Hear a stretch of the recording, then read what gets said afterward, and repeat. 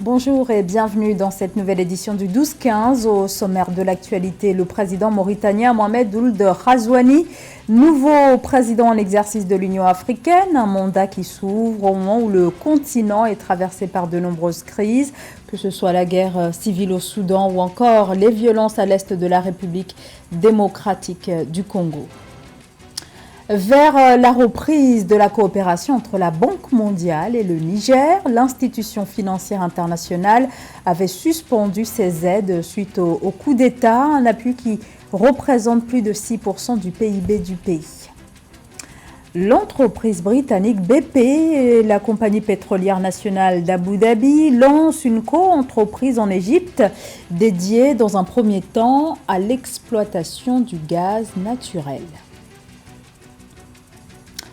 Elle reste quasiment similaire à la liste validée en janvier. Au Sénégal, le Conseil constitutionnel a publié ce mardi la liste actualisée des candidats à l'élection présidentielle. Elle ne prend en compte que le retrait annoncé ce lundi de Rose Wardini, qui était l'une des deux seules femmes candidates au scrutin. La publication de la nouvelle liste, qui comprend désormais 19 noms, met fin aux demandes de réexamen du processus électoral. Depuis la décision du Conseil constitutionnel d'invalider le décret présidentiel portant sur le report au mois de décembre, l'élection présidentielle, les électeurs attendent à présent de connaître la nouvelle date alors que les Sénégalais devaient normalement voter ce 25 février. La plupart des candidats réclament que l'élection ait lieu au plus tard le 2 avril, date qui correspond au terme du mandat du président sortant Macky Sall. 8 jours après la validation de son mandat de député national, le Premier ministre de la République démocratique du Congo, Jean-Michel Sama Lukonde, a remis ce mardi sa démission au président de la République, Félix Tshisekedi.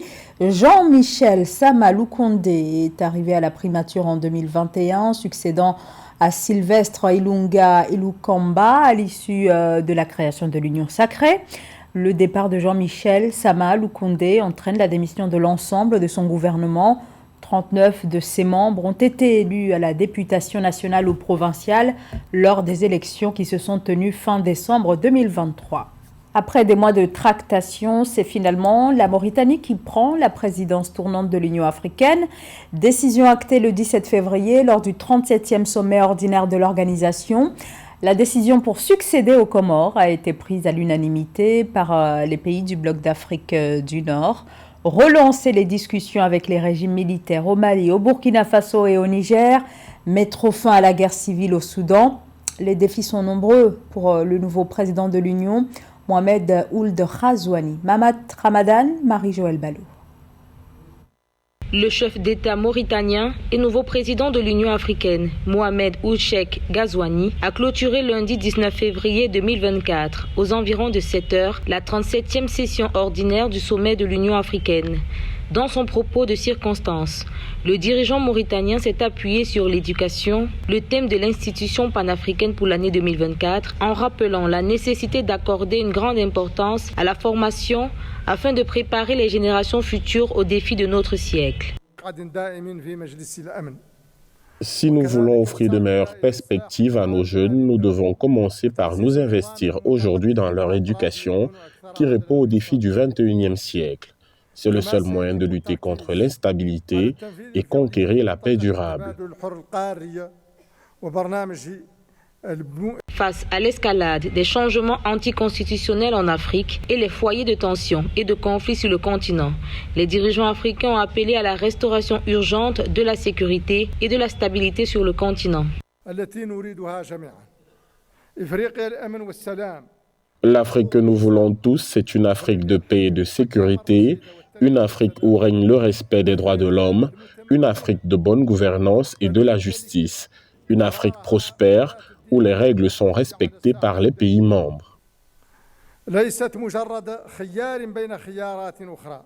Désormais membre du G20 et des BRICS, l'Union africaine qui souhaite améliorer la coopération continentale pour booster son développement, ambitionne également d'obtenir un siège permanent au Conseil de sécurité des Nations Unies. Les conflits dans certains coins de notre continent et les problèmes internes de nos pays ne doivent pas nous faire perdre de vue le travail pour le progrès de l'Afrique. Nous devons tous travailler à faire avancer notre continent au niveau africain et au niveau mondial. L'Afrique doit revendiquer sa place légitime dans le concert des Nations Unies. Le président mauritanien mesure l'ampleur des tâches qui l'attendent et se dit aussi investi pour les initiatives de développement en faveur de la jeunesse et des femmes qui constituent un atout pour le continent.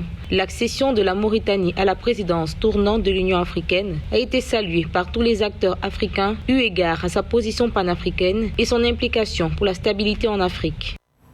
La fragilité de la situation économique du Niger depuis le coup d'État de juillet 2023.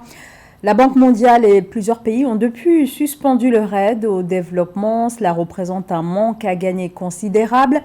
Mais il y a peut-être une bonne nouvelle en perspective pour le Niger. La Banque mondiale devrait reprendre ses programmes suspendus depuis 6 mois. Catherine Gombe. La Banque mondiale va reprendre sa coopération avec le Niger qui était suspendue depuis le coup d'État du 26 juillet 2023 contre le régime de Mohamed Bazoum. L'annonce a été faite le 15 février 2024 par la directrice des opérations de la Banque mondiale pour les pays du Sahel, Clara De Souza. Ce dans un contexte où l'économie nigérienne cherche à se remettre des chocs asymétriques qui influent sur sa croissance, notamment la pandémie à Covid-19, l'insécurité dans la région du Sahel et les sanctions de la CEDEAO.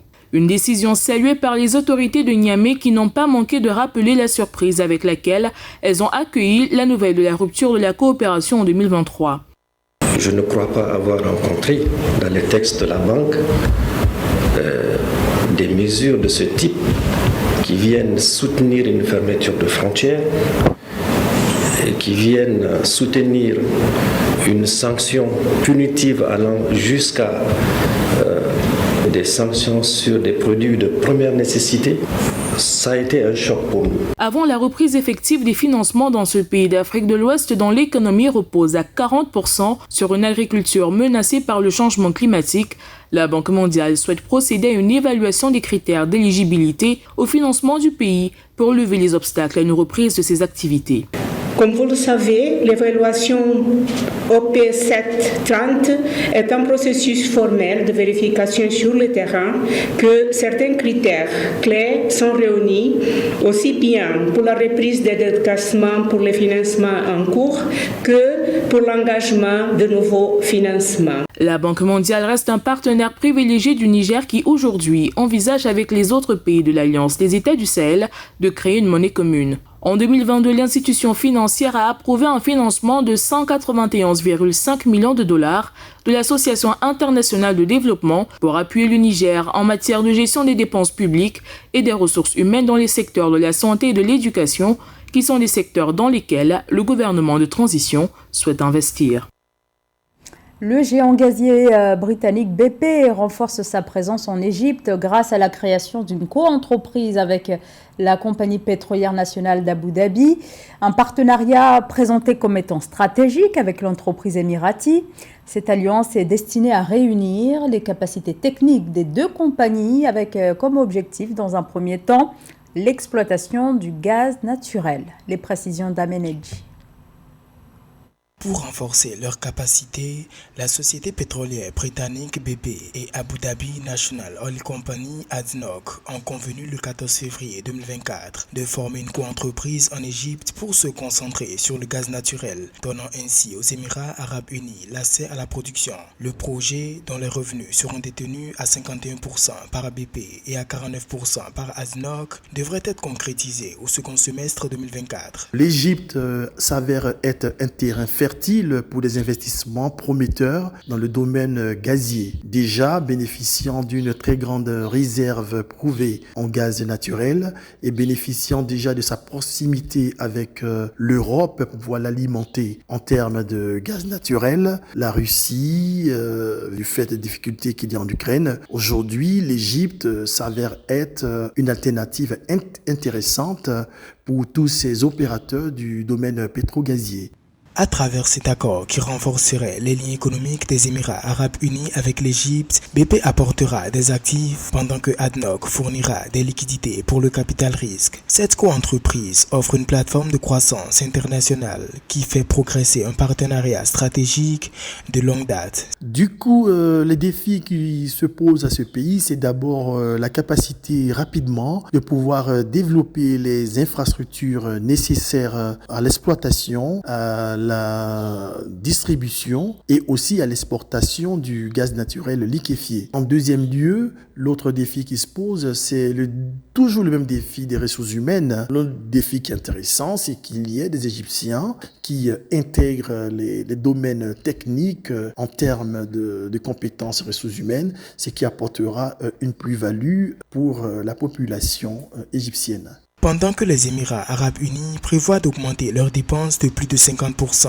dans des projets énergétiques qui limitent ou atténuent les émissions de dioxyde de carbone, BP prévoit une baisse du produit intérieur brut mondial de 2,7% en 2025, de 3% en 2035 et de 5% en 2050.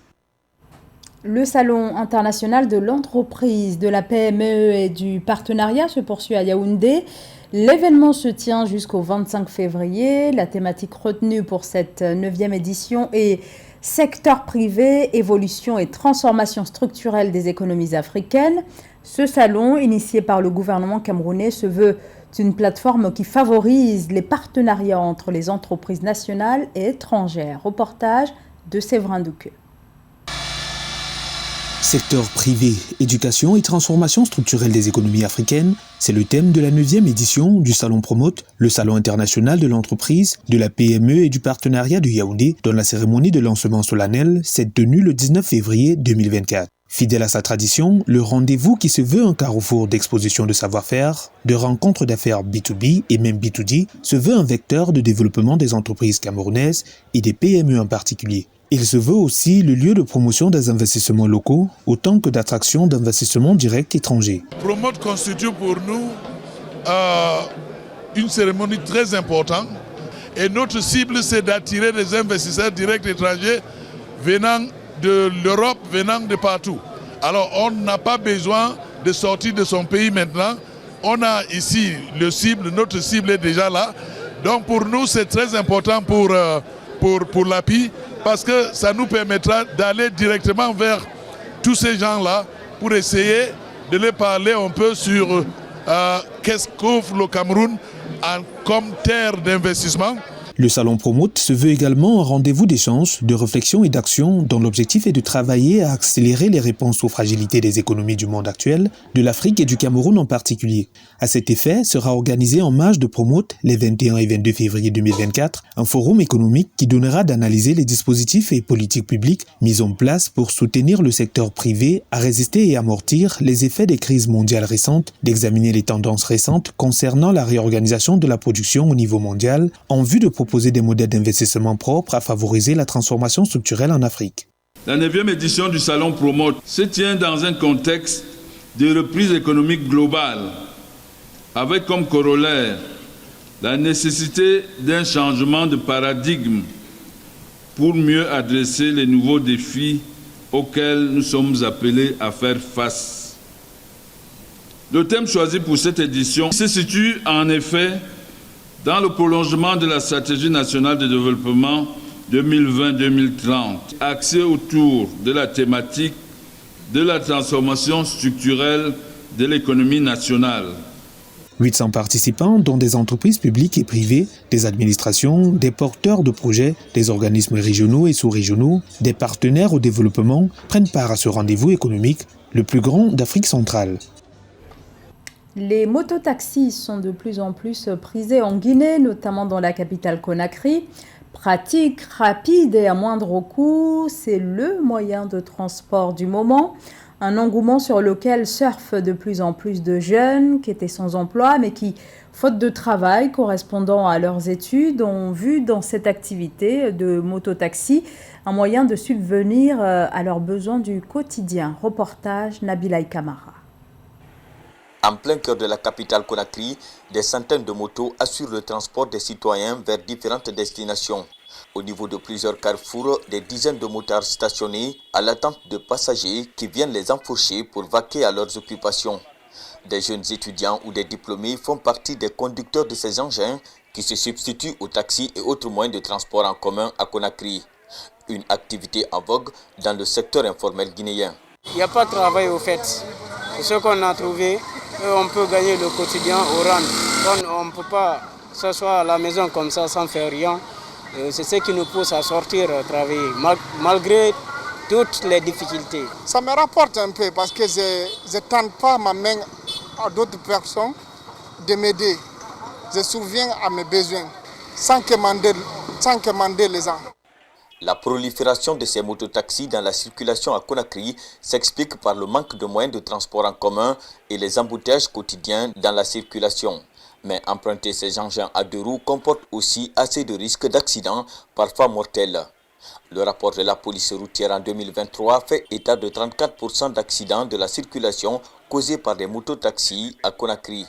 Mais malgré ces risques, plusieurs usagers préfèrent les services de ces motos, mettant en avant leur rapidité. J'aime beaucoup marcher avec des taxis motards parce que la rapidité est là, ça me permet d'être au rendez-vous pile au moment où je veux. Et ça me permet d'éviter les embouteillages. Et vous savez combien de fois c'est pas facile avec la circulation guinéenne. Surtout la circulation elle est bourrée quand il y a beaucoup de voitures et l'embouteillage ça peut surgir à tout moment. En termes de revenus, d'autres évaluent leur gain quotidien à 200 000 francs guinéens, soit environ 20 €. Ils profitent de l'attachement grandissant des Guinéens pour les mototaxis au détriment des moyens de transport classiques. À ce jour, elles gardent l'avantage de faciliter, mieux que n'importe quel autre véhicule, l'accès aux quartiers les plus enclavés de la banlieue de la capitale. C'est la fin de ce journal. Merci à vous tous de nous avoir suivis. Restez avec nous sur Africa 24. L'actualité continue.